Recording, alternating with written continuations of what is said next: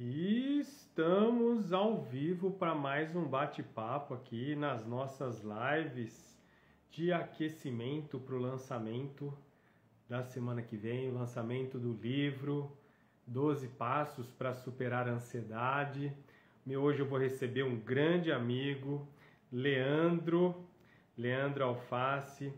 Leandro é um amigo aí de longa data, um excelente profissional, um ser humano incrível.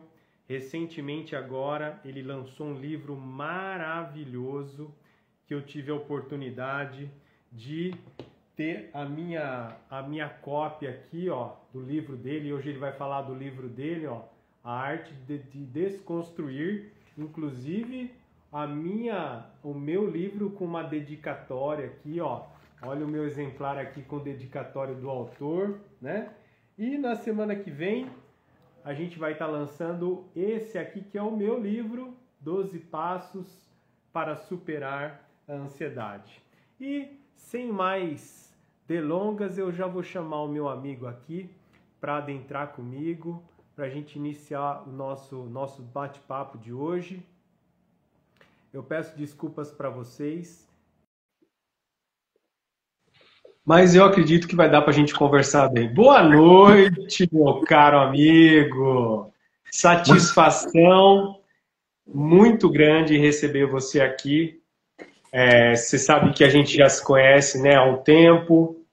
Eu não conhecia muito você e nem o seu trabalho, mas depois de um tempo aí, a gente foi estreitando a nossa amizade e a gente foi vendo que tínhamos muitas coisas em comum, né? Uma das coisas é esse cuidado, empatia, solidariedade com as outras pessoas, né? Eu sei que você tem um trabalho maravilhoso, um excelente profissional, que tem uma visão muito humana, né? Eu admiro muito o seu trabalho por conta dessa questão humana que você tem. Você tem uma academia, um estúdio maravilhoso, inclusive esses dias eu tive a oportunidade de conhecer as novas instalações, e o que me chamou a atenção no seu estúdio foi a energia, tá?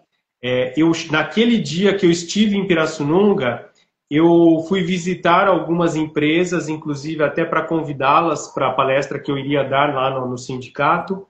Mas a hora que eu cheguei na sua empresa, eu senti uma energia, que é aquela coisa assim das pessoas estarem felizes praticando atividade física, felizes em estar ali fazendo o exercício. E eu queria já passar a palavra para você, agradecer a sua presença e queria que você já explicasse o que é essa energia que tem no estúdio do Leandro Alface. Bom, muito boa noite.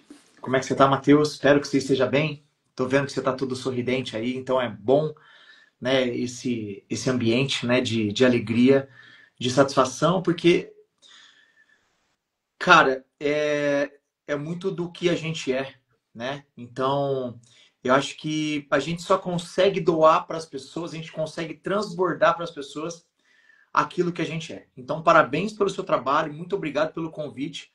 A gente vai tentar atingir o máximo de corações aqui hoje possíveis, né, para esse novo despertar, né? E falando um pouco do estúdio, é um trabalho que... Quantos anos tem o estúdio, Leandro? Quantos anos já que você está nesse propósito, né, da educação física, o estúdio de Pilates? Quantos anos que você tá trabalhando com isso agora? A educação física já vão fazer quase 20 anos. O estúdio está com 16 anos. Nossa, é uma longa jornada. Uma longa jornada de muito aprendizado, né?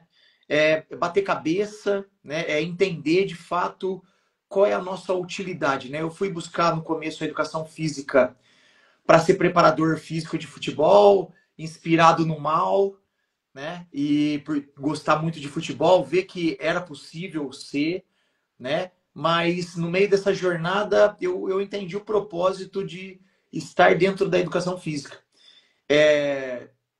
eu me considero uma pessoa privilegiada por ter uma visão privilegiada, né? Contando que muitas pessoas ainda não despertaram para a importância da atividade física, né? E o principal, né? Gostar do ser humano, né? É difícil lidar com seres humanos, é muito difícil, né? Só que eu acho que com um pouco de empatia, com um pouco de conhecimento, um pouco de carinho, de estudo, né? Você acaba vendo o que os alunos estão passando. Por quê? Na posição que eu escolhi trabalhar hoje, que é uma posição de pessoas que têm dor, que é um grupo, não é mais um grupo seleto da sociedade. É uma boa parcela da sociedade que tem algum tipo de dor. E muitas vezes o que a gente vai abordar aqui não são as dores físicas, são as dores emocionais, né? Então, Que acabam transferindo para o corpo físico. exato, perfeito, né? E de certa forma, é difícil lidar com o ser humano, porque você está lidando com o pior dele, né? Então você tem que ter muito carinho, muito cuidado, muita sensibilidade para poder lidar com esse público. E eu percebi ao longo dos anos que seria o público ao qual o meu trabalho seria importante, né? Muito já Eu vi que trabalhei. você tem bastante pessoas ali de mais idade, um público idoso também, né? Que hoje em dia essas pessoas estão se cuidando. Porque quando eu comecei em academia de musculação, a gente só via molecada. Hoje não. Hoje, as pessoas mais velhas, eu creio que elas têm mais disciplina de frequência do que até os mais novos.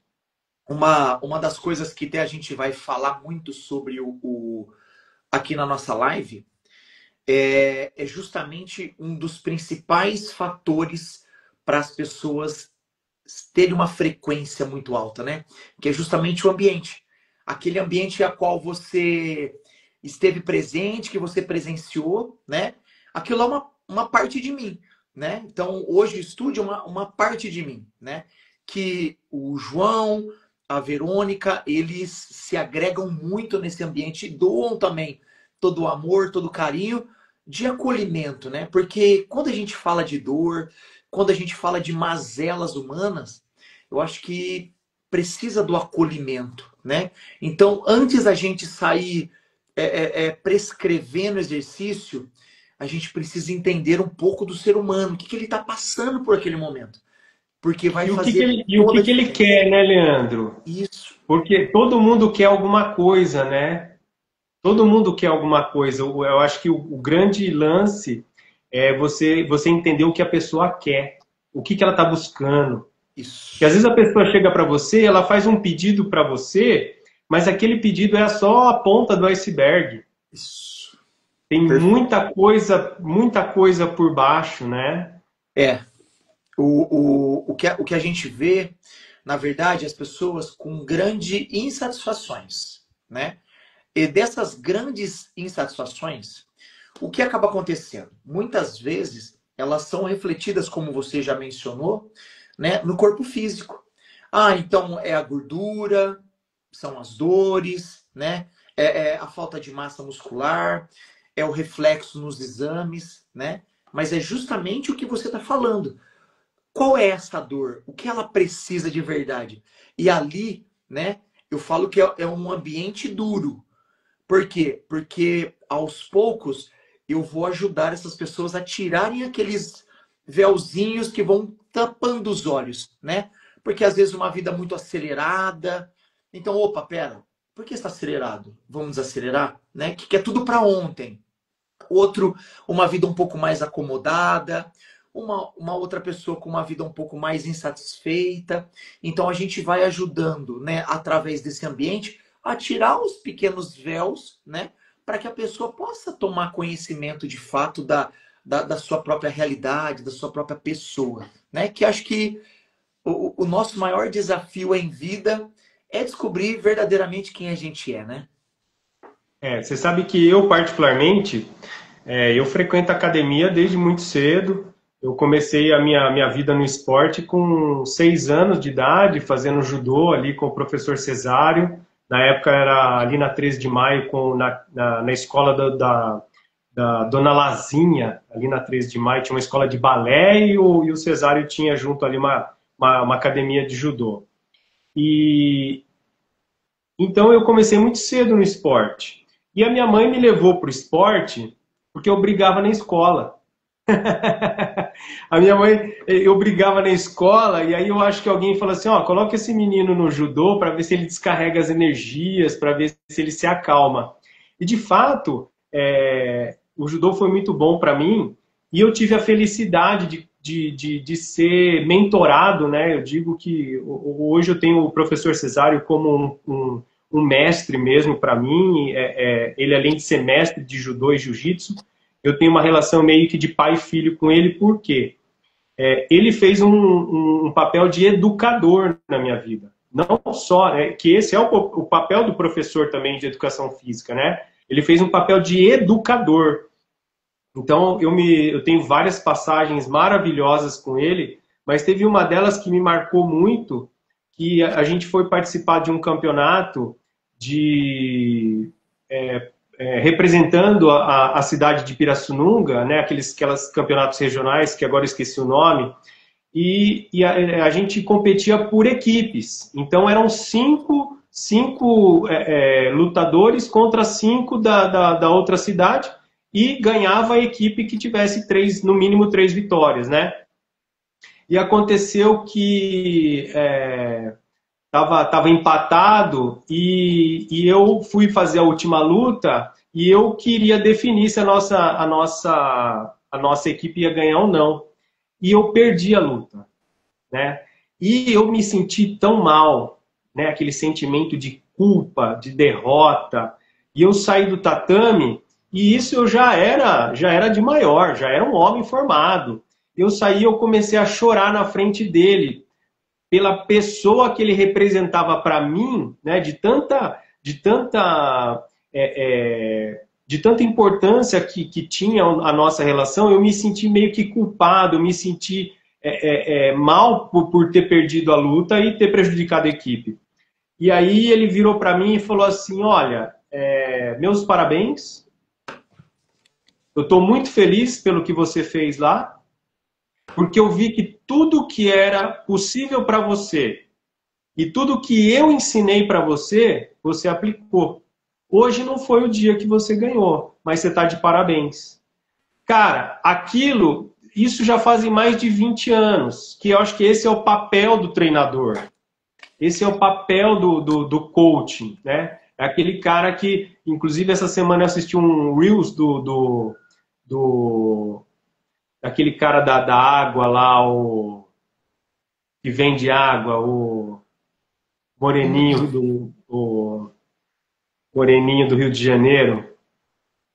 Eu esqueci o nome dele, daqui a pouco eu vou lembrar. E ele falou assim, olha, ele falou assim, eu não consegui o sucesso quando eu saí de casa e eu vendi não sei quantas caixas de água. Eu atingi o sucesso quando eu saí de casa, eu vendi só 2 garrafas de água e no dia seguinte eu voltei para trabalhar lá com a mesma força, a mesma intensidade e a mesma alegria. Rick Chester. Rick Chester. Rick Chester é um grande mago hoje, né, da venda, do empreendedorismo, um cara que ele conta que ele morou na rua. Mas, Leandro, falando um pouco de educação física, hoje a gente veio bater um papo aqui, inclusive para quem às vezes está passando por problemas aí de ansiedade, depressão. Esse é um tema muito importante que eu acredito que é um dos grandes pilares aí para manter as pessoas minimamente estáveis, né? Minimamente com uma questão aí de saúde na totalidade. E antes de eu entrar aí nas questões técnicas, eu queria compartilhar, né, com as pessoas a importância e o poder que a atividade física teve no meu processo, né, de luta contra a depressão. Eu tive um momento assim que foi muito, muito difícil mesmo, que eu tive uma depressão profunda e, e foi durante a pandemia. E na época, as academias começaram aquela história, abre, fecha. A piscina do clube abria, fechava, não podia nem sair de casa. E eu me recordo que eu estava muito, muito mal. E sabe o que eu fazia, cara? Eu pegava minha bicicleta e eu saía escondido, porque eu morava ali perto ali para aqueles lados da cidade de Jardim ali, que já é o final do asfalto, né? Eu pegava a bicicleta escondido e eu ia fazer trilha de bicicleta. Eu saía de casa para poder tirar a pressão emocional da minha cabeça. Só que eu saía sem um pingo de vontade, cara. Eu ia assim, arrastado. Muitas vezes eu saía de casa chorando, porque a depressão ela é uma doença incapacitante. Então, quando você está com depressão, parece que o seu corpo pesa 200 quilos e você não tem vontade de levantar do sofá.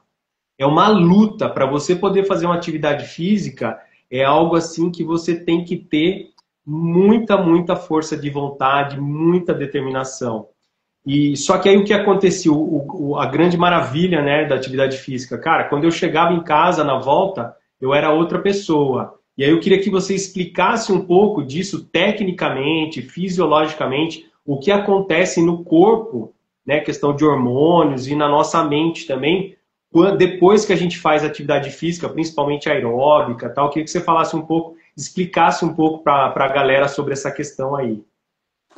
Bom, é muito importante falar que na pandemia foi um momento difícil para muitas pessoas, né? Inclusive para mim, né? Eu também tive um processo depressivo. O meu processo depressivo, ele foi um processo depressivo que é derivado de uma exaustão mental, né? É muito similar ao burnout, né? Então, basicamente é um derivado do burnout, né? Então vem aquela exaustão, você não quer fazer nada, né? Você já está cansado de tudo, nada tá bom, né? Então eu passei por esse mesmo processo, né? E eu fui para 120 quilos. Você sempre me conheceu, nós nos conhecemos já há uma data gigantesca, né? Eu sempre fui da área do esporte, eu sempre gostei de praticar atividade física, né? E eu me via sem vontade de fazer também absolutamente nada, né? Então, esses 120 quilos eu era obeso 2, para você ter uma ideia, né? Uhum. E eu tive um gatilho de falar assim, cara, eu preciso mudar isso, né? Eu preciso mudar isso e comecei a ressignificar, né? E dentro desse processo, né, a gente tem que mostrar para as pessoas que é algo que eu deixo muito claro dentro do estúdio, né? Porque é um processo, ele é delicado e que muitas pessoas às vezes acabam estragando esse processo. Por quê? Pegando esse gatilho seu, era fácil você sair, você, Matheus, sair da sua casa? Não, de forma alguma. Como eu falei, eu não tenho vergonha de falar. Eu saía de casa chorando, cara. Lacrimejando, eu saía de casa chorando. E esses dias eu estava conversando com um paciente meu do Rio Grande do Sul e eu falei para ele, falei, ó, você precisa sair de casa nem para fazer uma caminhada. E aí ele falou assim, nossa, mas aqui no Sul tá frio. Eu falei, ó, por isso que é bom a gente fazer, né? Porque quando a gente faz, a gente tem autoridade, né? Eu falei assim, cara, na época do inverno, que eu tava com depressão, eu acordava 5 horas da manhã, às 6 horas da manhã eu estava dentro da piscina do clube, nadando. Era a piscina aquecida, mas ela não era quente, tá? Você levantar às 6 horas da manhã, às 5, para estar dentro da piscina às 6. Só que eu ia, Leandro, porque eu sabia que eu precisava vencer a minha mente. Eu sabia, que nem você era um profissional da área de educação física e você ficou acima do peso. Eu sempre fui um cara que eu sempre fiz terapia. Eu fui um cara que eu sempre estudei sobre a mente humana e mesmo assim eu fiquei depressivo. Então, naquele momento, eu sabia que eu estava doente. E eu falei assim, meu, eu preciso lutar contra isso. Eu não posso me entregar, porque se eu me entregar, eu não saio daqui nunca, é daqui para pior. Então, assim, era uma coisa que faca na caveira mesmo. Dentro desse processo, né, a gente identifica que é muito importante a assertividade. É muito importante ser assertivo, porque o corpo ele está em alerta. Então, qualquer coisinha que ele vai querer, que vai acontecer de diferente, né, nós vamos querer recuar. Então, minha casa, a minha cama, o quarto escuro é a melhor opção para isso, né? Então, olha só que importante. Quando a gente se depara com uma pessoa neste grau, né, a gente não pode errar. A gente tem que ser assertivo. E muitas das vezes a assertividade, ela é coerente com o estado fisiológico. Então, onde entra o estado fisiológico? Ó, vamos imaginar assim. Quando eu estou depressivo, né, e essa depressão ela se dá por N motivos, né? Então, mapeado, cara, muitas possibilidades, né? Mas vamos pegar de uma forma geral, tá? Quando a gente está depressivo, a gente tem um desequilíbrio hormonal, aonde eu tenho um pouco mais de cortisol dentro da corrente sanguínea, deixando eu mais em estado de alerta, com mais ansiedade, coração vai disparar, né? Porque a nossa máquina humana, né? A máquina humana, o corpo humano, é algo muito sábio, né? Então, o cortisol, ele tem seu papel, ele tem um papel muito importante dentro do nosso corpo, que é o quê? Nos ajudar a fazer as coisas. Só que quanto mais eu tenho, mais paralisado eu fico, porque ele vai causar uma exaustão. Então, essa exaustão é como se fosse um estado de cansaço muscular, ao qual eu não vou ter vontade de fazer nada, eu estou sempre cansado, sem vontade. E não é na primeira sessão que eu vou ter o resultado desse equilíbrio. Então, o que eu preciso fazer? Um processo. Dentro deste processo, eu vou começar a mostrar para o meu corpo que eu não vou tirar a minha ansiedade, né, com o prazer rápido de uma alimentação mais com mais calorias, de palatabilidade mais doce, né? Eu preciso tirar isso do meu próprio organismo. Então, como que eu vou fazer? Dentro da ciência, né, hoje já é comprovado, tanto a atividade aeróbia quanto a atividade de esforço resistida, se bem prescrito, né, não é só chegar e arregaçar de treinar. Eu preciso de algo gradativo, né, para que eu possa alcançar o que a gente fala assim, endorfina, né, a noradrenalina, a gente vai alcançar, por último, que é o hormônio da felicidade. Você sabe qual é, Matheus, o hormônio da felicidade? Hormônio da felicidade? Não sei. Vamos lá. Hormônio da felicidade, qual que é? Quando eu vou praticar a atividade física, eu começo a fazer uma série de reações químicas dentro do meu corpo. Aham. Dentro dessa reação química no meu corpo, o que vai acontecer? Aos poucos, eu vou começando a liberar uma sequencinha de hormônio. Dentro dessa Aham. sequencinha de hormônio, no efeito acumulativo no final, eu tenho o despejo gigantescamente de dopamina. Dopamina. Então, eu vou ficar ali. Nossa, que sensação gostosa! Meu Deus! E essa sensação gostosa vem junto na sequência a serotonina, que aí é o Ah, hormônio da felicidade. Então, através tá. de uma realização. E por que é muito importante a gente entender isso? Porque as pessoas que estão atrás aqui do celular nos vendo agora, elas estão tendo o quê? Dopamina. E a Aham. dopamina, ela vai também trazer a serotonina. Só que é um efeito de curto prazo. Então, opa, Aham. peraí, eu não gostei do que eles falaram agora. Eu vou sair, eu vou para alguma coisa, vou voltar. Então, eu preciso do curto prazo. Só que o que é de fato verdadeiro Que é para a o que gente. causa, que é o que causa ansiedade, né, Leandro? Exato, exato. Em vez de eu estar Essa remediando, busca é incessante pelo prazer imediato, né? isso, perfeito. Então, Você sabe que uma das, eu posso dizer que é lógico que todos nós temos, né, as nossas fases. Nós nunca somos as mesmas pessoas. Mas eu posso dizer para você que existe um Mateus antes da meditação e um Mateus depois da meditação. Eu era um cara que eu não tinha um pingo de paciência. Eu era o cara que, sabe, aquele cara acelerado. Eu queria as coisas, mas não era para ontem. Era para 2 meses atrás. E aí eu fui ver que isso começou a me trazer sérios problemas na vida. Em todas as esferas, familiares, financeiro, trabalho. Eu vi que essa minha ansiedade estava me prejudicando.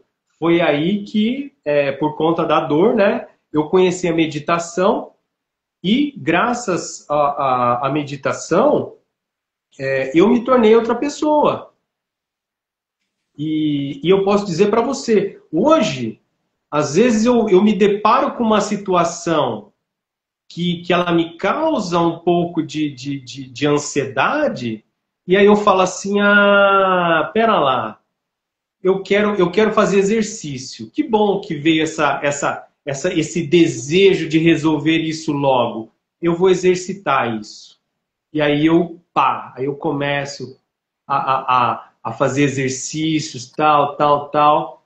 Aí, pô, aí depois é o que você falou, depois que você transcende isso, aí vem o prazer, porque você fala assim, eu não reagi, eu agi. perfeito, perfeito, E hoje, perfeito. para mim, falando da atividade física, hoje, para mim, é lógico que todo mundo quer ter um corpo mais sarado, mas Matheus, tá? Para mim, hoje, hoje a academia, para mim, ela é 70% terapêutica e 30% estética. Eu sou um cara que, se eu não vou treinar, eu não fico bem. É uma questão assim de necessidade. Eu sou um cara que eu tenho necessidade de treinar. O dia que eu tô. Tem dia que nem eu tô me aguentando. Aí eu falei, já sei, eu preciso dar um rolê de bike, eu preciso ir para academia, eu preciso puxar peso, eu preciso fazer qualquer coisa, cara. E aí volta outro Matheus para casa. Na verdade, olha só que interessante, né? Vou explicar um pouquinho do como o exercício funciona para diminuir a ansiedade. O que acaba acontecendo é o seguinte, das manifestações fisiológicas. A ansiedade ela vai causar um aceleramento muito rápido do coração ali. Então você vai tudo. E é um descompasso, mas causado por uma via hormonal vinda da cabeça, né? O que acaba acontecendo? Quando eu vou treinar, o meu coração ele vai conseguir encontrar uma cadência por conta do ritmo que se impõe na atividade física. E aí o que acontece? Ao ponto de eu começar a trabalhar o corpo, ele vai entender assim, opa, peraí, eu estou gastando muito do físico, vamos diminuir um pouquinho da energia do mental. E aí o que? Os meus pensamentos eles vão o quê? Achatando, achatando, achatando, porque o corpo ele não vai abrir um concorrente para quem está gastando mais energia naquele momento. E aí com isso eu aquieto os meus pensamentos. E aquele momento que tipo você não pensa absolutamente nada. É isso, é isso, Perfeito? É isso que é você isso. sente? É isso. E uma outra coisa que também a atividade física funciona muito para mim, que eu queria que você também explicasse isso cientificamente, que eu não sei, é o seguinte, eu sinto que assim, toda atividade física, né, todas elas, mas vou dar o exemplo da musculação, que ultimamente eu estou fazendo só musculação e estou andando de bicicleta.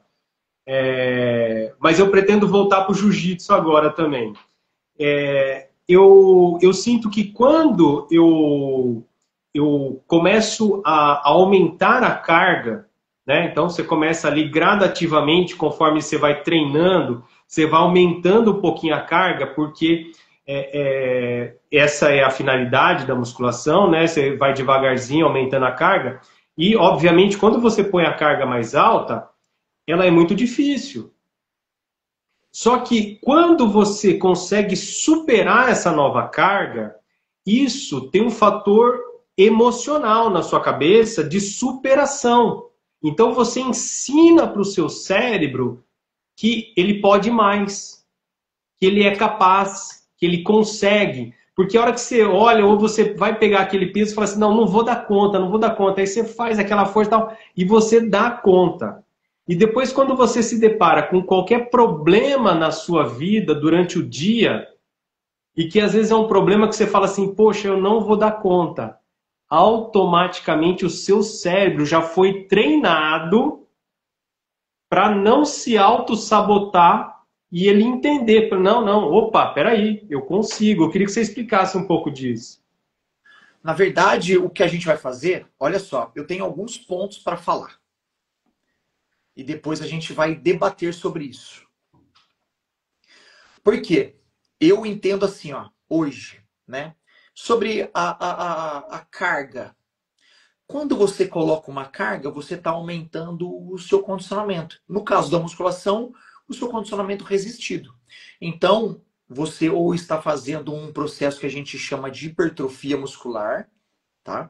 Que é o aumento da quantidade do calibre da fibra, né? Para que eu possa desferir maior força para levantar o peso, tá? Então, que nem, por exemplo, não existe aquela fantasia das pessoas falarem assim, nossa, eu tenho que pegar 500 quilos agora, tô sobre choque e, consegui. Não existe isso, né? Não existe esse sobrenatural, né? O que existe é uma sequência, uma cadeia coerente de prescrição, de rotina, para que o meu corpo vai se adaptando a esses novos pesos, no caso. Até para não se machucar, né, Leandro? Isso, perfeito.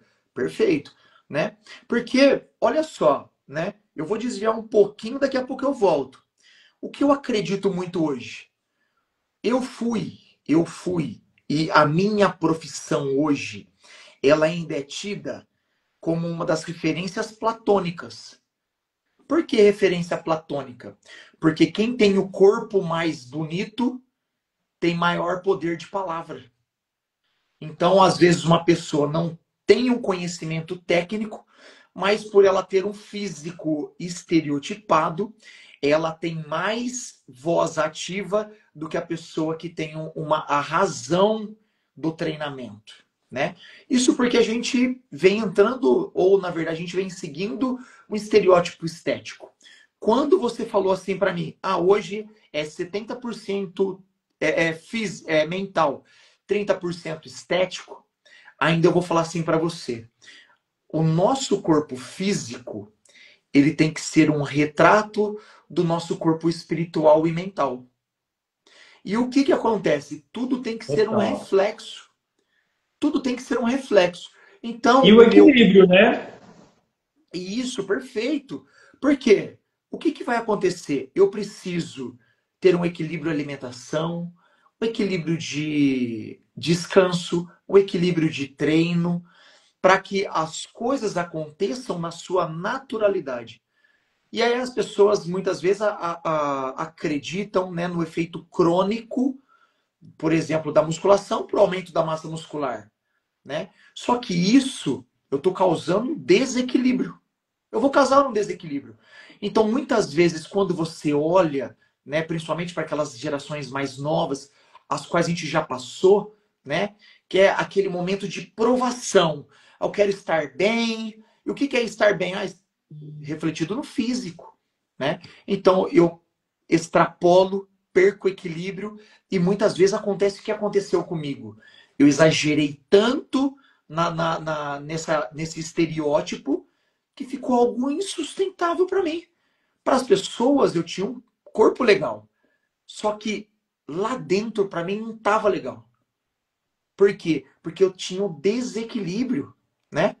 Você sabe que hoje é bom você tocar nesse assunto, Leandro, porque hoje essa é uma das linhas de trabalho minha, tá? Eu hoje trabalho os meus alunos 100%, eu digo para eles, quando eles chegam para conversar comigo pela primeira vez, eu digo para eles, falei, olha, eu olho para vocês, eu divido vocês em três partes.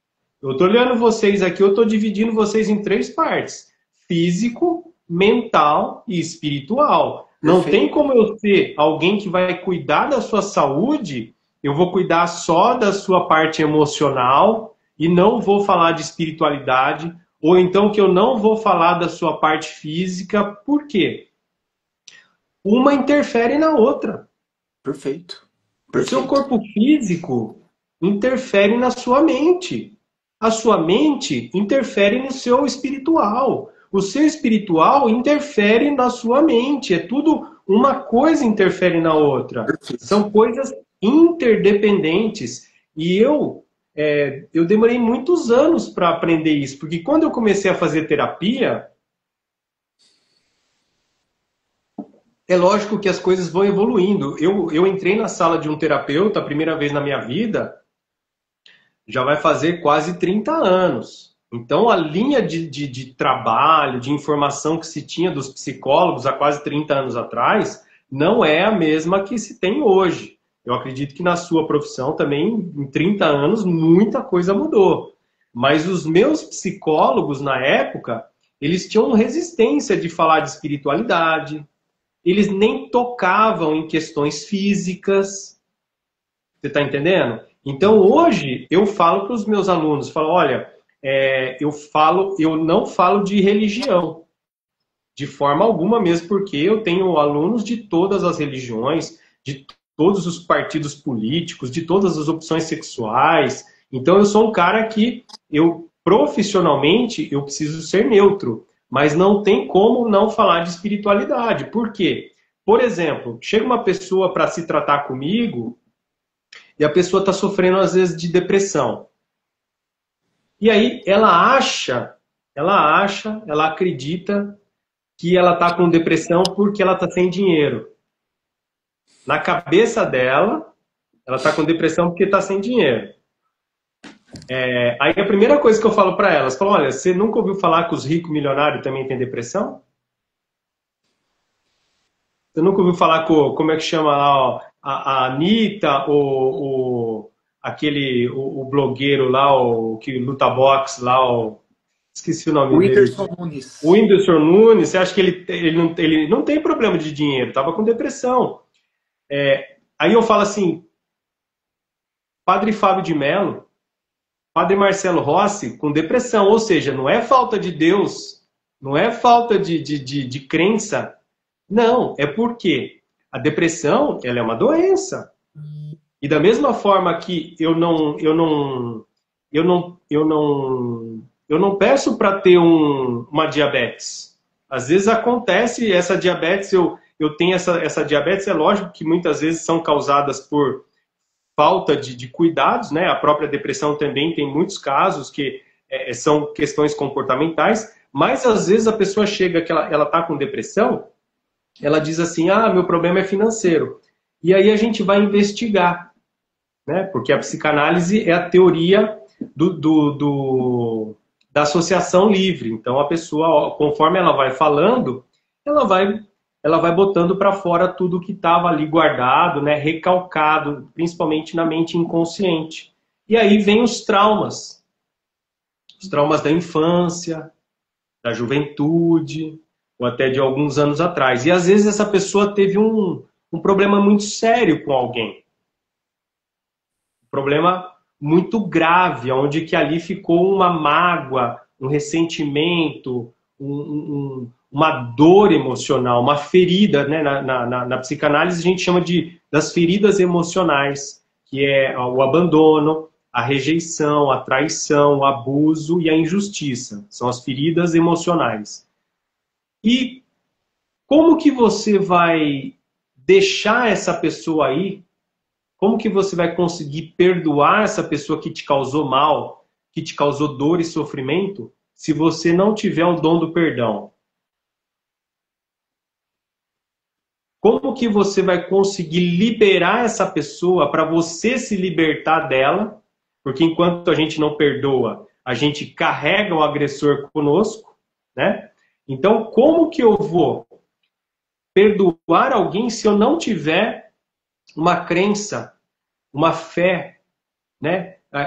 Entender essa questão de que eu preciso praticar o amor incondicional e o perdão. Então, assim, se eu não tiver uma questão mínima espiritual, se a pessoa não tiver um mínimo de espiritualidade para que ela compreenda que o benefício do perdão é única e exclusivamente para ela não consegue se curar, às vezes, de uma depressão. Por mais que a gente trabalhe, né, as questões emocionais, se ela não tiver uma espiritualidade, ela não se cura. Agora vem o pega de fogo mesmo, né? Agora eu vou trazer a bomba para você. Vai, manda. Em que momento, né, você acha do seu start com a depressão, né? Qual foi o maior motivo ao qual você conseguiu se libertar dela ao ponto de chegar a perdoar as pessoas assim? Qual foi esse gatilho primário que você teve, assim, falar assim, cara, eu tive que pensar nisso aqui para poder me livrar? Qual foi, Matheus? Olha, eu já tinha tido algumas experiências de perdão, né? A primeira experiência que eu tive com o perdão foi quando eu me separei da mãe do Hugo, né? Da mãe do Hugo, eu fui casado com a mãe dele, e quando eu me separei da mãe dele, eu tive que fazer dois movimentos de perdão. Eu tive que perdoar ela, né? Porque a gente passou, né? Obviamente, quando chega no estado de um divórcio, é porque as coisas ficam muito, muito difíceis. Então, eu tive que perdoar ela e eu tive que me perdoar, o que foi mais difícil. Eu não me perdoava pelo fato de estar acabando com uma família. Então, eu me senti muito culpado. Então, nesse momento lá atrás, que eu fiquei muitos anos preso, né, nisso. Quando eu tive a experiência do perdão, aquilo é como se te tirasse um peso de 200 quilos das minhas costas. E quando eu tive a minha depressão, que também foi no momento que eu me divorciei da minha segunda esposa, e foi no momento que eu fali a minha empresa, que eu quebrei uma empresa que eu tinha, que eu construí do zero, e essa empresa tinha 28 anos, eu me sentia muito culpado também por conta disso. E eu não sei, acho que você não teve a oportunidade de conhecer um menino que frequenta lá Santa Rita, que inclusive na quinta-feira ele vai estar aqui com a gente, que é um cara iluminado, ele chama Rômulo, eu falo que ele é o meu anjo da guarda, o meu mentor espiritual. E um dia ele me mandou um vídeo de Paulo de Tarso, onde Paulo de Tarso fala sobre o amor. E nesse vídeo de Paulo de Tarso, o Paulo de Tarso fala assim para uma pessoa, olha, você tem que...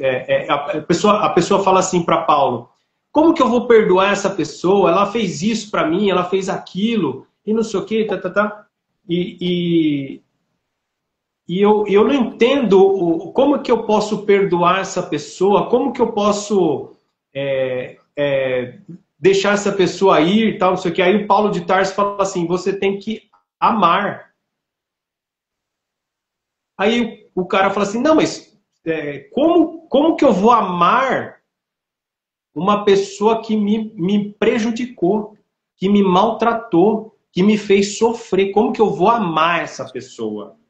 E aí Paulo de Tarso fala assim, olha, você acha que isso aí é amor?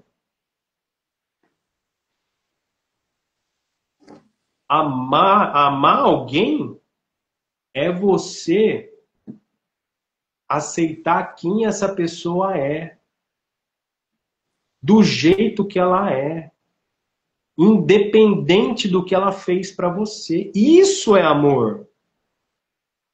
Então eu entendi naquele momento que para que eu pudesse perdoar, olha só, isso é muito sério, essa pergunta sua é muito séria. Se alguém conseguir entender isso, que às vezes as pessoas ficam muito tempo presas nisso, você jamais vai conseguir perdoar alguém antes de amar essa pessoa. Primeiro você precisa amar incondicionalmente. Aí você, depois que você amar, conseguir atingir o amor incondicional, você perdoa. Mas antes disso precisa ter um movimento dentro de você. Porque é aquilo que você falou no início da live. Eu não consigo dar para alguém algo que eu não tenho nem para mim. Então eu precisei, primeiro, fazer um movimento de amor próprio para eu aprender a me amar. Depois que eu aprendi a me amar, eu tive que aprender a me perdoar, porque parece que a gente fala assim, é uma coisa assim boba, né? Eu não me perdoar. É orgulho, cara. Quando a gente não consegue se perdoar, é o orgulho da gente. Você se acha, eu me achava tão bom. Olha só, que prepotência, que arrogância.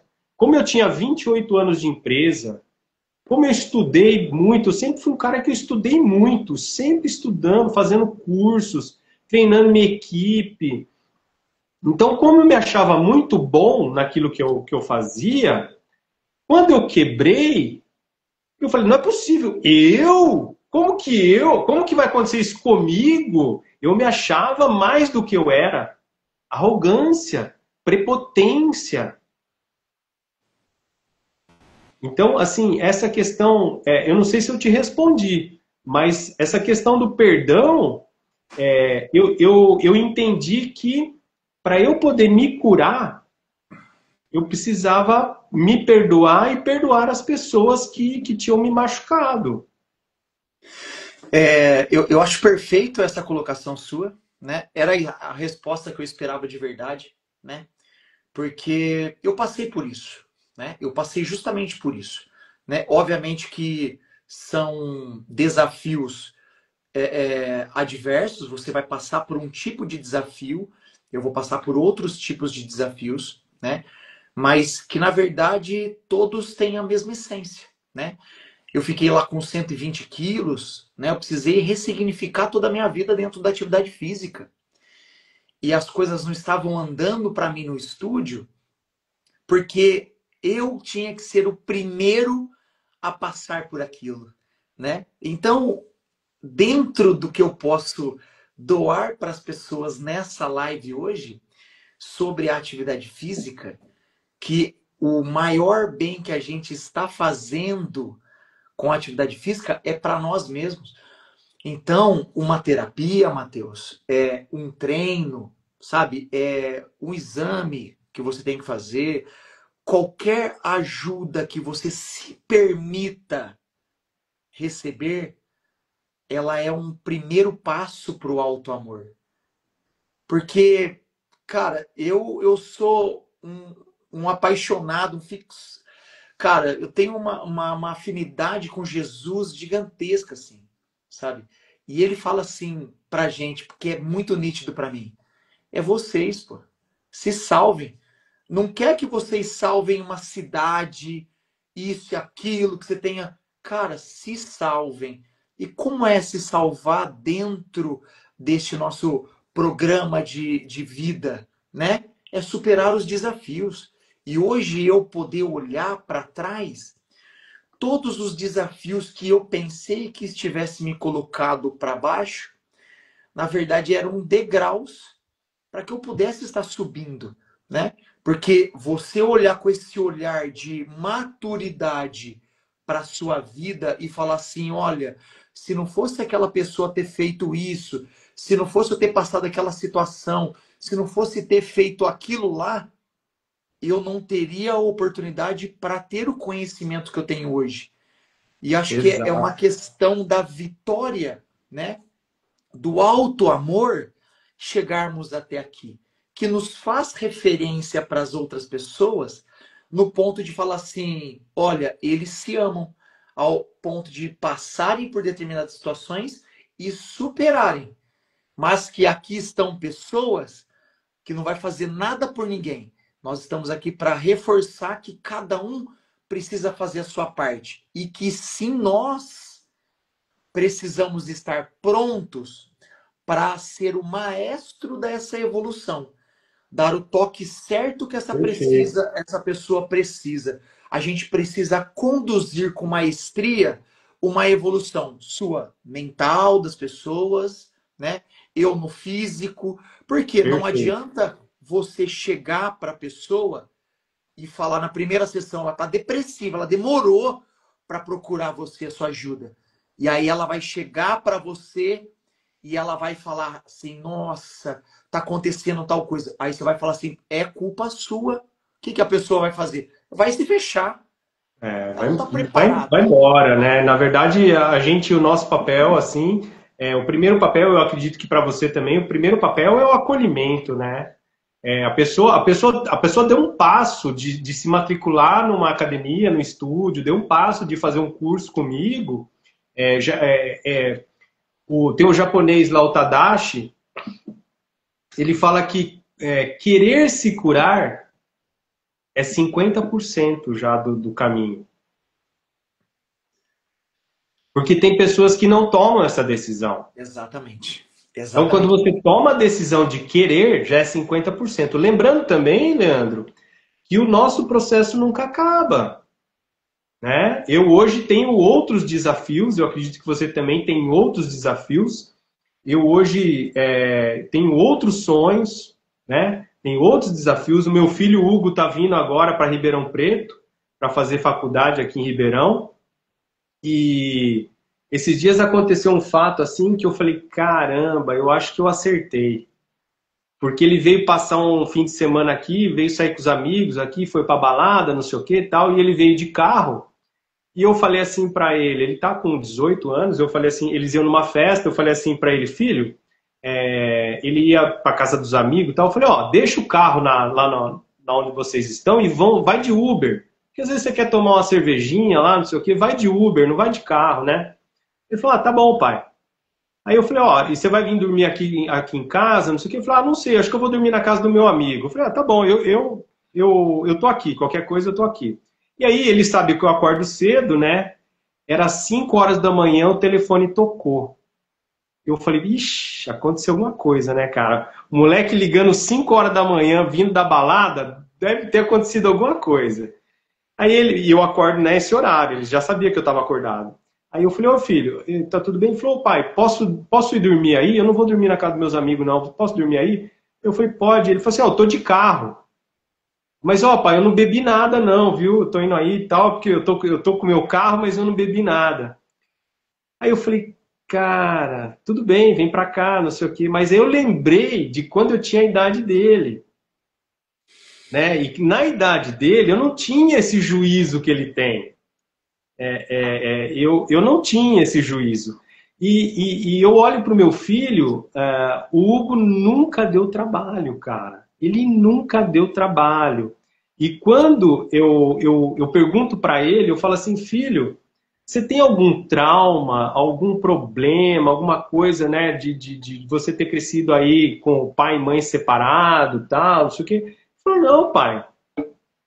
Eu não tenho problema nenhum quanto a isso, não tenho, para mim, tranquilo, tal. Então, assim, eu e a mãe dele, né, não demos certo para continuar ali como casal, mas em momento algum tanto eu quanto ela deixamos de fazer o papel de pai e mãe.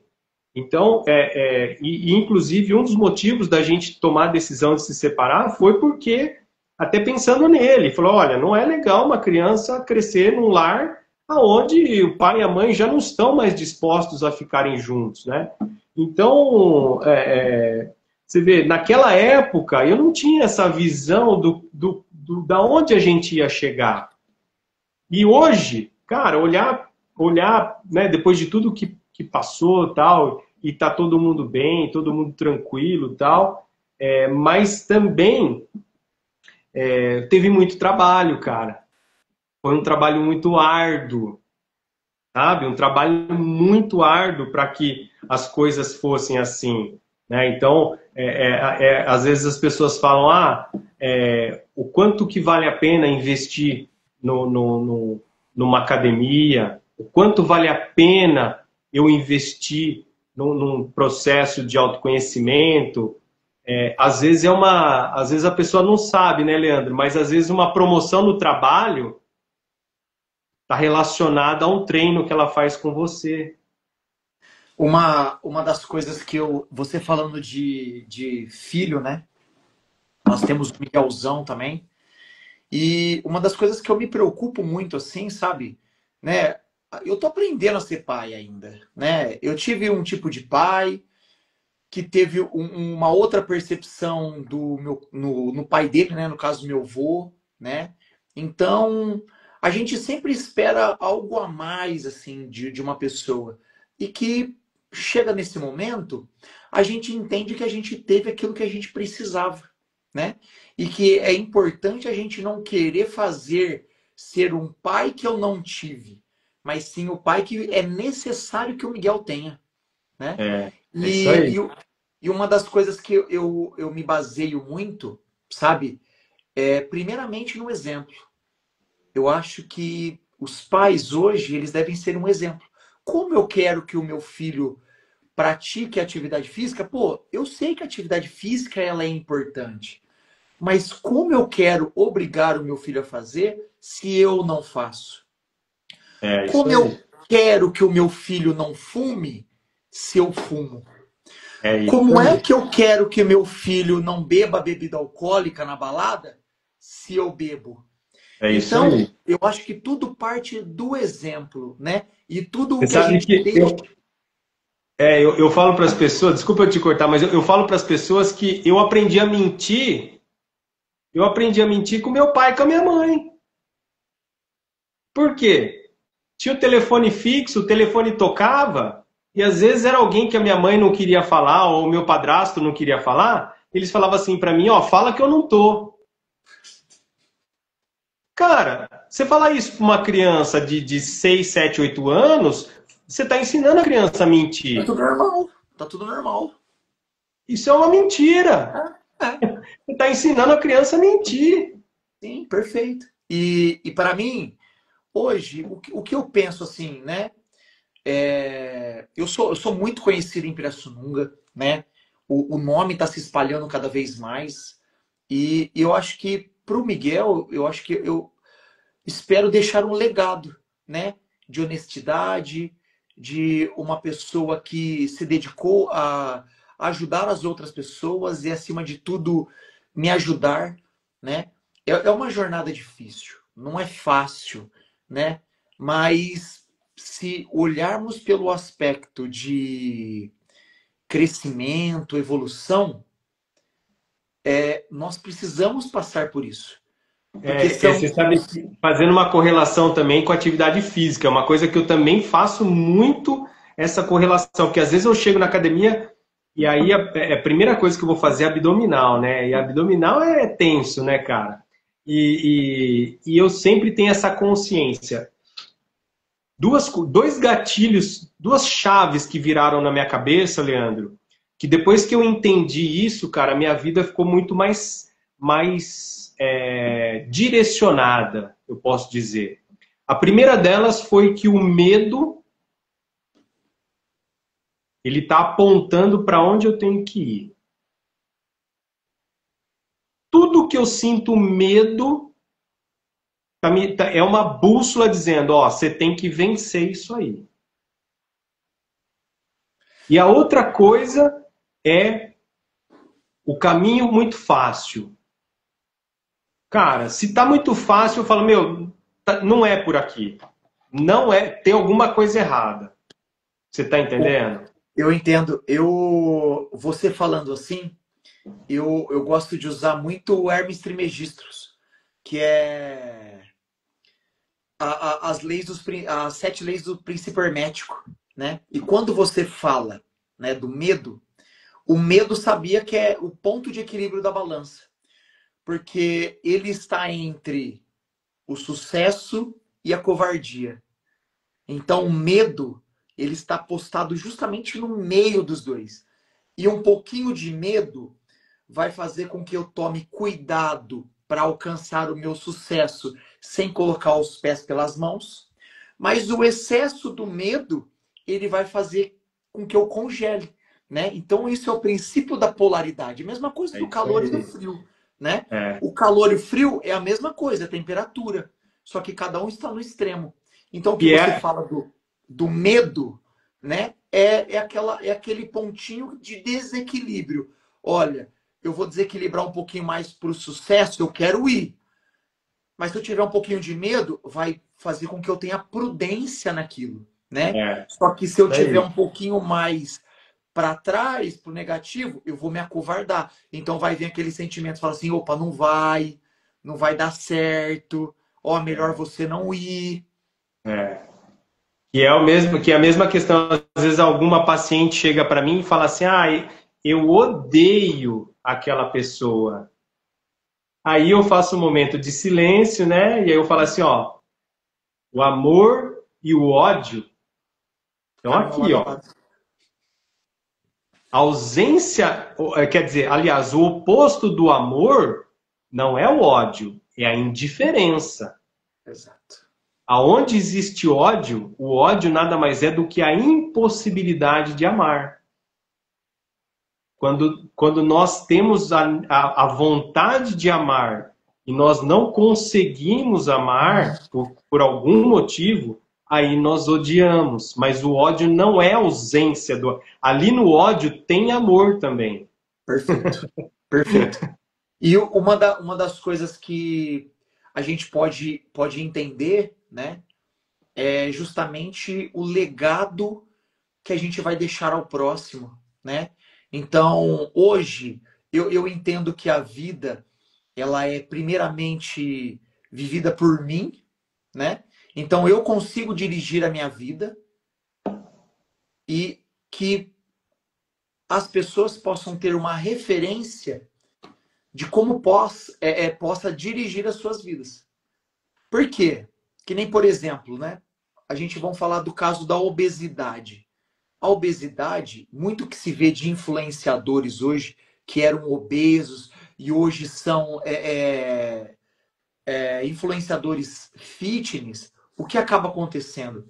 Essas pessoas não deixaram de ser doentes. Elas apenas trocaram o seu gatilho de doença. Ou seja, em vez de ela comer para ter um prazer, ela tem agora que fazer uma atividade física. Então ela não entendeu a sua jornada, ela só trocou de fato a sua dependência. Então uma era dependência alimentar, agora é outra dependência de exercício. E que essa pessoa, ela se vê refém.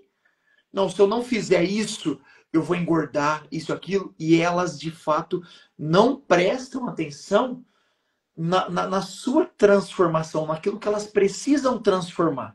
Porque hoje eu entendo, falamos um pouquinho do platonismo, né? Do que eu entendo hoje é muito a ideia que Aristóteles nos trouxe. Aristóteles, ele tinha um pensamento, uma idealização sobre o exercício, que o exercício ele deve ser leve ao ponto de conectar mente e espírito. Por quê? Porque eu preciso, de fato, desligar do corpo, no caso, do momento, do material, e transcender para o espírito. E só uma atividade física bem controlada eu vou conseguir fazer isso. Porque senão eu vou ter um desgaste muito grande, eu não vou conseguir chegar nesse ponto. E sabe que quando você fala disso, cara, eu me recordo da questão do trabalho, né?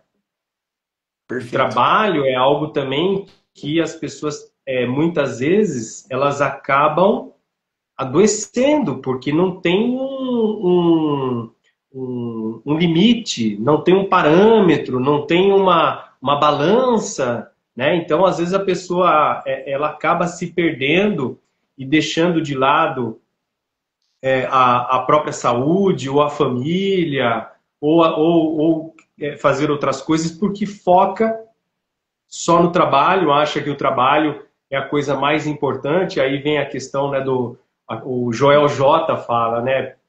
Primeiro Deus, depois Família, trabalho. eu, não, depois eu, Isso, depois perfeito. família, porque se eu não estiver bem, eu não consigo cuidar da minha família. Então, eu antes da minha família. Primeiro eu preciso eu estar bem para eu poder cuidar da minha família.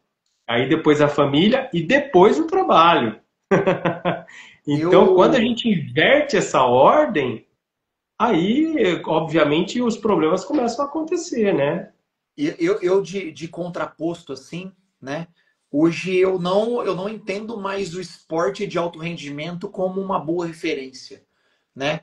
Eu tenho algumas convicções de que, tipo, o esporte, ele vai acabar. A prática esportiva, desculpa. O desporto, né? A competição, ela vai acabar. O que vai ficar é a prática esportiva. Por quê? Porque hoje, principalmente, a gente vê esses reflexos, por exemplo, das bets da vida e tudo mais, que vem influenciando o placar, tudo mais, uma influência grande. Isso daí vai acabando que tirando o tesão das pessoas, assim, vai tirando o prazer das pessoas. E aí a gente vai, na verdade, desmascarando tudo o que foi colocado pra gente. Que o esporte é isso, que o esporte é aquilo. Mas a gente está vendo que o esporte é lesão, é depressão, e tudo tem a sua dose certa, né? E eu acho que muitas das pessoas se tornam insustentáveis ao ponto de começarem a querer sustentar o esporte, isso e aquilo. Não, eu preciso defender a prática esportiva. Por quê? Traz disciplina. Você precisava acordar 5 horas da manhã para 6 horas você estar na sua prática. Isso traz a disciplina, sim, né? Mas é algo que gera frutos prazerosos. Tudo aquilo que nos gera frutos de estresse, que vão, no fundo, trazer mais mal do que bem, isso daí já é uma forma já que de nos prejudicar, né? Uma associação, não tem nada a ver com esporte, mas é uma das minhas facetas da vida.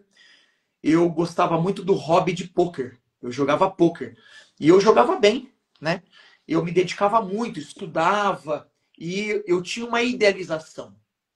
Dentro dessa idealização, eu queria ganhar um grande torneio. Eu estava batendo na trave.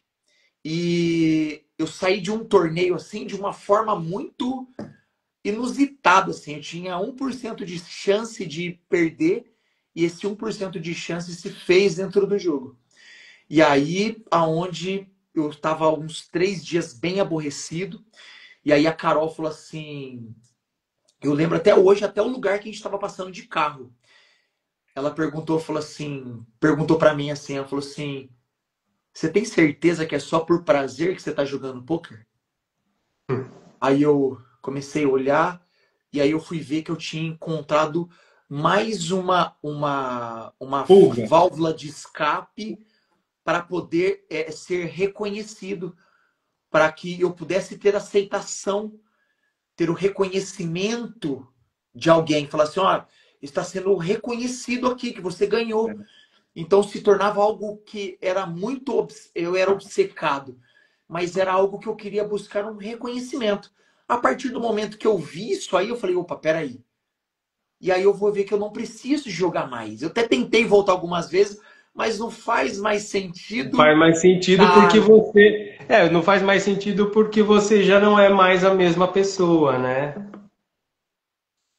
E aí, ó, a esposa está aí acompanhando, é prova viva, né? Então, É isso aí. E eu acho que esse é o grande papel da mulher na vida de um homem, né, Leandro? Porque a mulher ela tem essa sensibilidade. Isso é do feminino, né? Então, a mulher, quando ela tem essa sabedoria, né, do jeito que ela coloca isso para você, e ela foi muito sábia do jeito que ela colocou para você, porque ela te fez pensar, né? Então, é aí que entra essa sabedoria do feminino. É por isso que nós, homens, realmente precisamos de ter uma mulher ao lado, de ouvir uma mulher, isso é muito importante.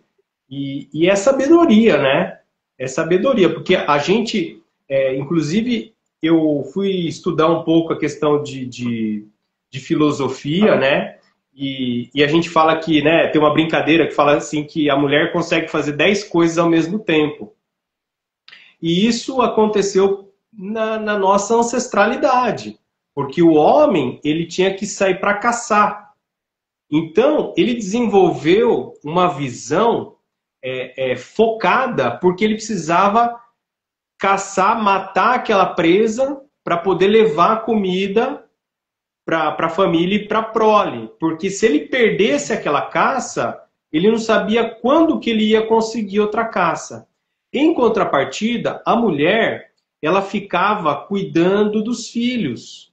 Só que como tinham muitos perigos, muitos animais, muitos perigos, né, na ancestralidade, lá na época, né, que a gente vivia lá atrás, então a mulher, para ela poder cuidar dela mesma e cuidar dos filhos naquele lugar que era muito perigoso, ela precisava ter essa visão 360.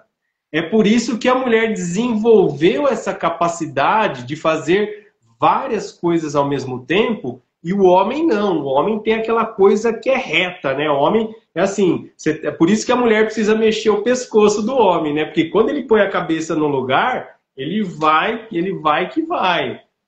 Então é isso.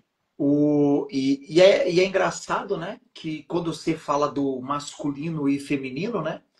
Dentro de tudo que você estuda, a mulher dá o direcionamento para o homem. Fala assim, ó, é aqui, ó. Com certeza. Ela coloca a confiança no homem, né? Ela credibiliza, ela valoriza e fala assim, olha, é nisso aqui que a gente tem que focar, e ele vai confiando como se fosse de fato guiado pela sua bússola, né?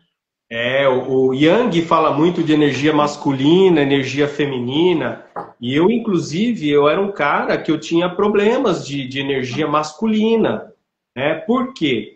Porque a energia masculina, ela vem de pai. É o pai que transfere energia, o pai saudável emocionalmente, que transfere energia masculina para os filhos. E a mãe transfere a energia feminina. Só que eu cresci sem o meu pai. Depois, aos 6, 7 anos, eu tive o meu padrasto, que era alcoólatra, né? Um homem alcoólatra não é um homem que traz segurança para o lar. Não é um homem que traz firmeza, que traz estabilidade para o lar. Então, eu cresci com esse rombo, mas eu não tinha a mínima ideia do que isso significava na minha vida. Depois que eu fui estudar isso aí, que eu fui entender essa questão de energia masculina, energia feminina, o desequilíbrio, né? Às vezes tem mulheres que também acabam se prejudicando pelo excesso do masculino, né? São aquelas mulheres que têm muito excesso de masculino, que aí ela não tem essa doçura que nem a sua esposa teve de chegar para você e fazer uma colocação, né? Eu tenho certeza que você ouviu ela pelo jeito que ela chegou e falou com você. Se ela te criticasse, te xingasse, ela não teria o êxito que ela teve. Então, quando a mulher usa do feminino, ela consegue tocar em alguns pontos que o homem fala, opa, mexeu aqui, deixa eu ver, né? E é tão engraçado É tão engraçado que tem uma cultura, né, de que fala que a mulher precisa ser submissa ao homem. Tem muitas pessoas, às vezes, que confundem essa submissão.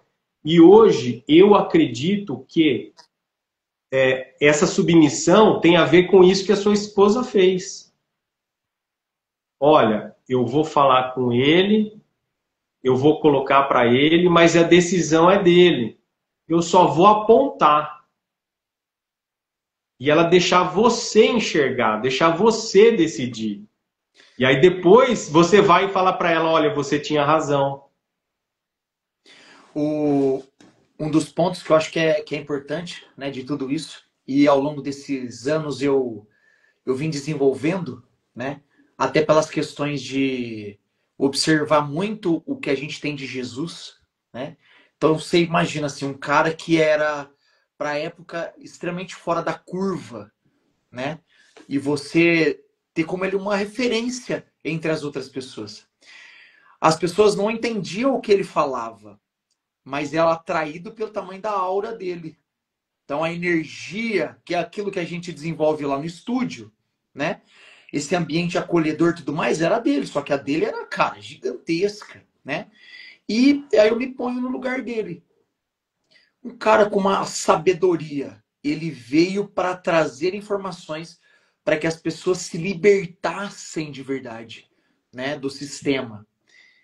E ele tendo que tomar a posição de respeito.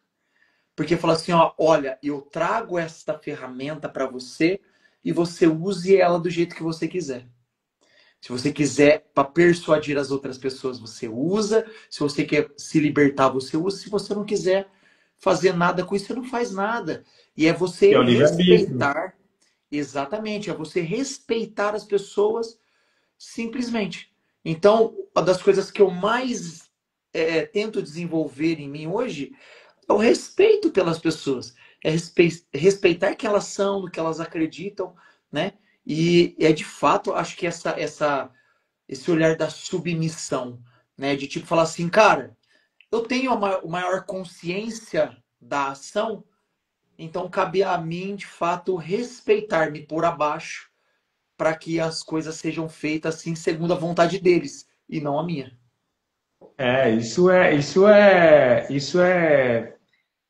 A pessoa tem que ser segura, né, para fazer isso. Leandro, estamos chegando no final do nosso bate-papo aqui.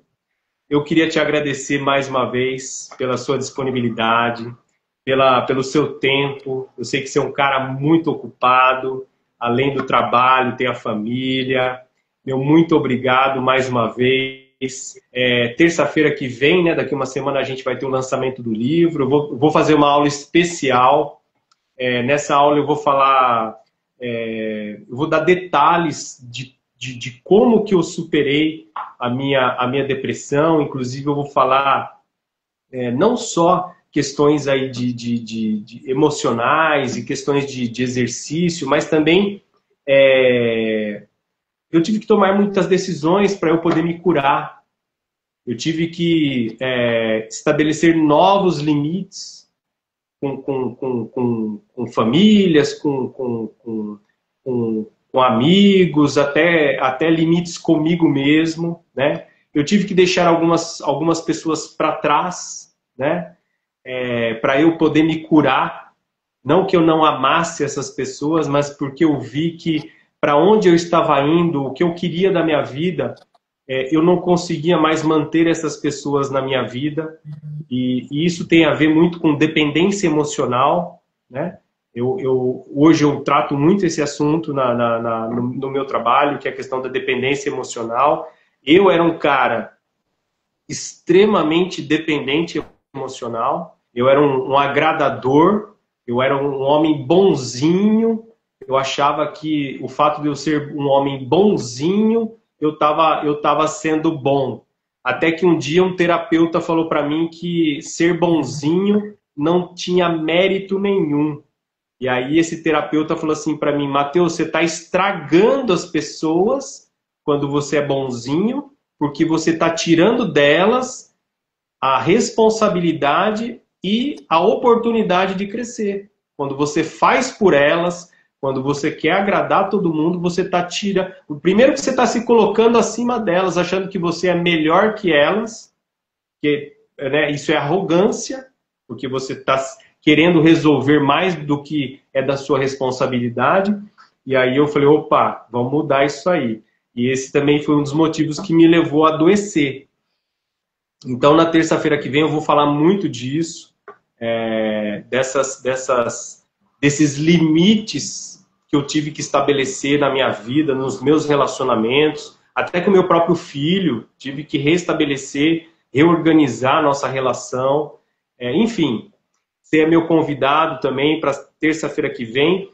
O seu livro, como eu falei para quem está aí, o livro do Leandro é esse aqui, A Arte de Desconstruir. Pretendo ler em breve. Meus parabéns. Terça-feira que vem tem o lançamento desse aqui. E eu queria que você deixasse aí o seu contato, a sua rede social. Eu vi aqui que tem paciente minha aqui do Rio Grande do Sul, da Bahia, mas eu quero que você deixe aí o seu contato, aí, sua rede social, para quem quiser também, às vezes, mandar um oi para você, trocar uma ideia, tirar alguma dúvida, fazer alguma pergunta, e que você já fizesse as suas considerações finais. Bom, eu primeiramente gostaria de agradecer essa oportunidade. É sempre acho que uma oportunidade de vir mostrar um pouco para as pessoas de quem somos, né, do que acreditamos, né? Eu sou uma pessoa que fica muito à vontade com pessoas que eu gosto, né? Então eu me sinto muito à vontade em dividir esse espaço aqui com você. Eu acho que as nossas ideias se complementam muito, então é sempre um prazer estar com você, né? Então sempre Eu que agradeço. você precisar, eu estou à disposição de verdade, né? Para que a gente possa alcançar mais pessoas, né? Eu sigo por esse Instagram aqui mesmo, Leandro Alface, né? Eu gostaria de agradecer o prestígio do livro, né? Quem quiser, quem tiver aqui, quiser comprar, o nosso livro está disponível na Amazon. Ali na link da minha bio tem um link que já vai direto para o livro já, tá? E é um livro de fato onde eu trago experiências, eu acho que pessoais, né?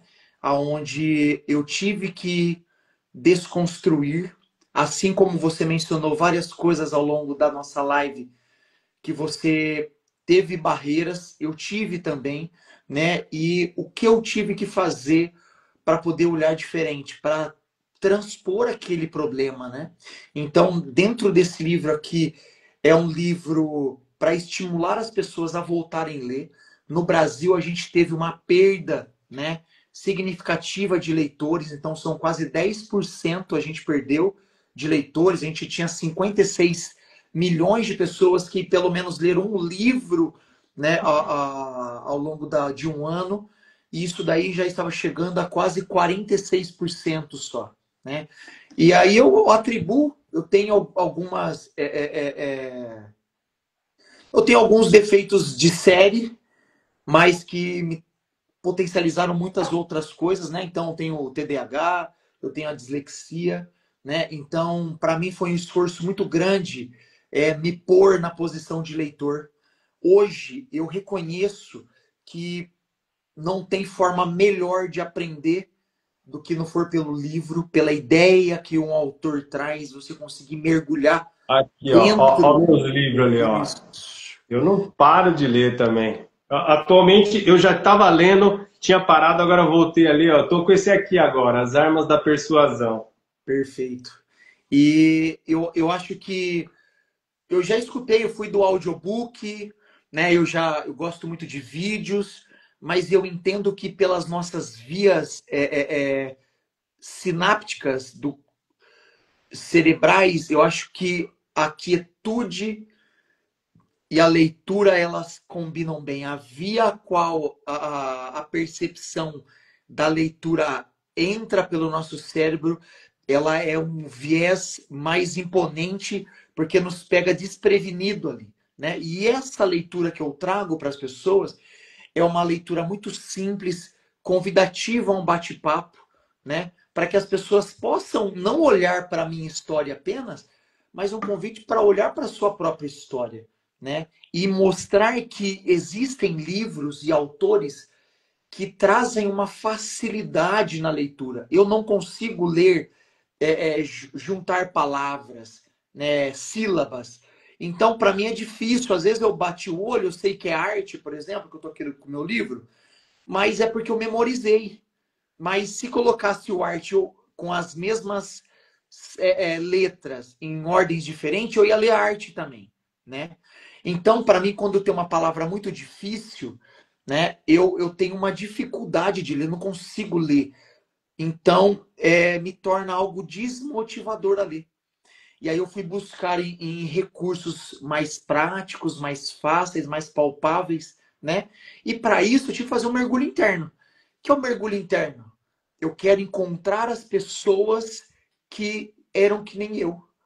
Aquelas pessoas que precisam, né, de mais conhecimento, que querem, só que tem as mesmas dificuldades que eu tive. Então esse é o convite para o meu livro, né? Eu agradeço você citá-lo aqui. Eu espero que agrade a leitura para você, que você me dê um feedback, né, para que a gente possa Não, nós vamos voltar a fazer outro bate-papo e a gente vai falar mais dele. E aí tem, só para fechar, tem aquela frase, né, que diz que quem quer dá um jeito, quem não quer arruma desculpa. Perfeito. Quem quer dá um jeito, quem quer dá um jeito, quem não quer arruma uma desculpa. Perfeito. Tá bom, querido. Minha mãe está entrando agora. Mãe, a senhora tem que entrar mais cedo, mãe. Ontem minha mãe entrou aqui, ó, Macagem. Minha mãe, um beijo, te amo. Mãe, começa às 8, mãe. A senhora está entrando agora, 9 horas nós estamos indo embora, mãe. Querido, um beijo, um abraço. Que Deus continue abençoando você, sua família, sua missão, seu trabalho, tá? Eu realmente, o dia que eu estive lá no seu estúdio, eu compreendi que o seu trabalho é diferenciado, né? Aquele piso que é uma grama artificial, só aquilo já é algo que traz algo totalmente diferente do que a gente vê nas academias. Eu cheguei lá, você estava descalço, de meia, eu até fiquei com receio de entrar, porque eu estava de sapato, mas aquilo já é um diferencial. Aquilo já é um diferencial. Então, eu entendo, eu fui, né? Eu sou formado em administração de empresas, fiz pós-graduação em marketing, e aí tem essa questão, né? Se você quiser um resultado diferente, você tem que fazer algo diferente. Se você seguir a manada, se você fizer igual todo mundo está fazendo, então às vezes eu lanço um livro, eu faço um curso na plataforma da Hotmart, eu vou treinar, eu posto, eu treinando. Aí os caras falam, pô, o cara tem um perfil aqui de psicanalista, fica fazendo um videozinho dentro da academia, mas é porque eu quero mostrar para essa galera que o treino traz muito benefício para a saúde mental da pessoa. Então, quando eu vou lá na academia, eu posto meu treino, é porque eu quero chacoalhar, eu quero incomodar mesmo as pessoas. Ó, vai fazer, nem que for uma caminhada. Eu desejo uma sorte gigantesca para você no seu lançamento. E tenho certeza Obrigado, que já é sucesso. Né? Obrigado. E eu acredito que se nós confiarmos de fato, né, naquela nossa essência, naquela vozinha que fala lá dentro da nossa cabeça. Talvez, uma vez eu escutei uma pessoa falar assim, não, Alface, você tem que fazer uma conta no YouTube lá fora e buscar as coisas lá fora para trazer aqui para dentro, né? E sabendo que nossa maior conexão é a nossa mente, né? Se a gente conseguir transcender os pensamentos, a gente tem muitas formas universais para se conectar. E eu acho que conforme a gente se conecta com nós mesmos, eu consigo se conectar com outras consciências. E essas consciências vão nos orientando daquilo que é preciso a gente compor o nosso ambiente, né? E eu vou deixar aqui um convite para você, quando estiver com calma em Pirassununga, para ir fazer uma aula para você vivenciar o que é a minha atividade Ah, eu vou física lá. sim. Eu vou, inclusive a gente vai fazer uns vídeos, vai fazer um- umas tomadas lá para a gente fazer, salvar esse material, depois postar na internet. E a gente tem aí um projeto também, a gente vai conversar depois aí em off, vamos conversar aí sobre umas possíveis palestras para a gente fazer aí um trabalho também junto aí. Enfim, meu caro, muito obrigado. Deus abençoe, que você continue aí nessa missão aí de levar saúde para as pessoas cada vez mais e muito sucesso para você. Muito E obrigado, também viu, Matheus? agradecer todo mundo que passou aqui, né? Todo mundo que esteve aqui, quem ficou com a gente até o final. Amanhã eu vou estar recebendo também o professor Daniel Oliveira, aí de Pirassununga. Amanhã a gente vai falar também um pouco mais sobre educação física. Na quinta-feira eu vou receber o Rômulo, que é um menino que a gente vai fazer uma live sobre espiritualidade. Vamos falar sobre espiritualidade. Hoje ele é um colega que faz palestra no Brasil inteiro, fala muito de espiritualidade e eu tenho certeza que vai agregar muito também para as pessoas aí. Tá bom, meu caro? Um grande Tchau. abraço. Fique com Deus. Sucesso. Obrigado. Muito obrigado para quem esteve aqui com a gente. Deus abençoe e até a próxima.